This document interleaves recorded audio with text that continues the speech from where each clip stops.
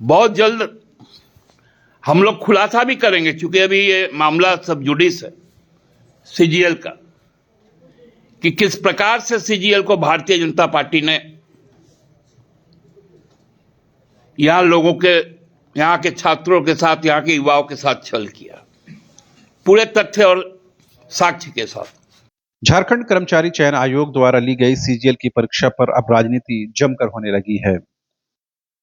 आज ही झारखंड हाईकोर्ट में इस मामले की सुनवाई हुई और अगली तारीख अब 26 मार्च हो गई है, यानी कि अब सीजीएल का मामला और लंबा खिंचता हुआ जा रहा है। इस बीच झारखंड मुक्ति मोर्चा के केंद्रीय महासचिव और पार्टी के वरिष्ठ नेता सुप्रियो भट्टाचार्य ने कहा है कि सीजीएल को लेकर के बीजेपी को अब एक्सपोज करने का समय आ गया है। बहुत जल्द वो तमाम तथ्यों के साथ वो सामने आएंगे और बीजेपी को जो है एक्सपोज करेंगे, किस तरह से उन्होंने झारखंड की जनता को जो है बरगलाया है, छात्रों को मिसगाइड किया है। बहुत जल्द हम लोग खुलासा भी करेंगे, क्योंकि अभी ये मामला सब जुडिस है सीजीएल का, कि किस प्रकार से सीजीएल को भारतीय जनता पार्टी ने यहां लोगों के, यहां के छात्रों के साथ, यहां के युवाओं के साथ छल किया, पूरे तथ्य और साक्ष्य के साथ। इससे पहले बीजेपी के पूर्व विधायक अमित मंडल ने कहा था कि उन्हें कोर्ट पर पूरा यकीन और भरोसा है, उनको यकीन है कि छात्रों के साथ इंसाफ का मामला होगा। उन्होंने कहा कि सरकार ने किस तरह से जो है एक छोटी सी परीक्षा को किस तरह से विवादित बना दिया है और सरकार की आकार कुशलता जो है वो जाहिर होती है।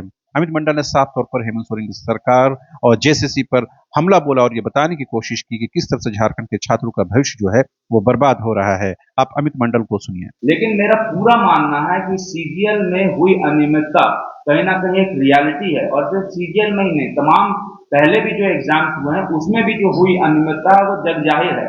ये सरकार को इस पर कार्रवाई करनी चाहिए थी। सरकार कार्रवाई जब नहीं की तब ये मामला कोर्ट में गया, तो कहीं ना कहीं कोर्ट ने भी स्टूडेंट्स का साथ दिया, और क्योंकि स्टूडेंट्स के बातों में ये सच्चाई दिखी तो ये मामला स्टैंड कर रहा है। और मैं पूरा ऑप्टिमिस्टिक हूं कि जिस प्रकार से सरकार ने छोटी छोटी चीजों में इतनी बड़ी गड़बड़ियां की है, कोर्ट भी इस चीज का कॉग्निजेंस लेगा। और तो साफ है कि सीजीएल के मामले को लेकर के चाहे पक्ष हो या विपक्ष हो, वो कहीं न कहीं इस पर खूब राजनीतिक तौर पर रोटी सेकने की कोशिश कर रहे हैं। इस बीच में जो एक्चुअल जो छात्र हैं, जो परीक्षा पास करके अपना सीधा साधा जीवन यापन करना चाहते हैं, एक अदद की सरकारी नौकरी चाहते हैं, वो कहीं न कहीं इसमें पिसते हुए नजर आ रहे हैं।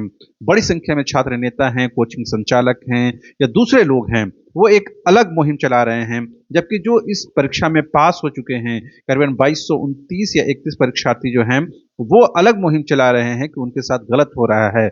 लेकिन इस बीच में जो कहीं न कहीं माहौल जो है वो बेहद ही कॉम्प्लेक्स और बेहद ही पेचीदा बन गया है।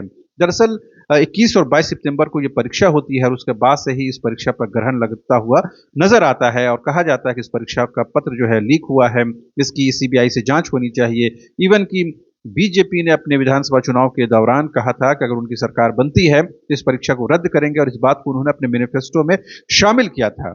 इससे आप अंदाजा लगा सकते हैं कि किस तरह से यह मामला जो है विधानसभा चुनाव के दौरान खूब गर्म हुआ और कहीं न कहीं इसको खूब राजनीतिक रोटी सेकी गई। ये अलग बात है कि बीजेपी सत्ता में नहीं आई, इस वजह से ये परीक्षा रद्द नहीं हुई, लेकिन अब चूंकि हेमंत सोरेन की सरकार है उसने इस परीक्षा को रद्द करने की कभी बात नहीं की। लेकिन अब चूंकि मामला सीआईडी जांच कर रही है और ये मामला कहीं न कहीं सब जुडिस है, झारखंड हाईकोर्ट में इस मामले की सुनवाई चल रही है, लिहाजा इस पर कुछ भी बहुत ज्यादा टीका टिप्पणी करना अनुचित होगा। लेकिन एक बात तो साफ है कि सीजीएल के मामले पर, जेसीसी के मामले पर, युवाओं के मामले पर, रोजगार के मामले पर पक्ष और विपक्ष कहीं न कहीं आमने सामने नजर आता है और एक दूसरे को आरोप प्रत्यारोप करता हुआ नजर आता है। लेकिन इस बीच में जो एक्चुअल छात्र हैं वो पिसते हुए नजर आ रहे हैं। बहरहाल देखना होगा कि 26 मार्च से पहले पहले सीआईडी किस नतीजे तक पहुंच पाती है और इसमें क्या कुछ कंक्लूजन निकल पाता है। बहरहाल अभी के लिए इतना ही। आप तमाम दर्शकों का एक बार फिर से शुक्रिया। Thank you so much.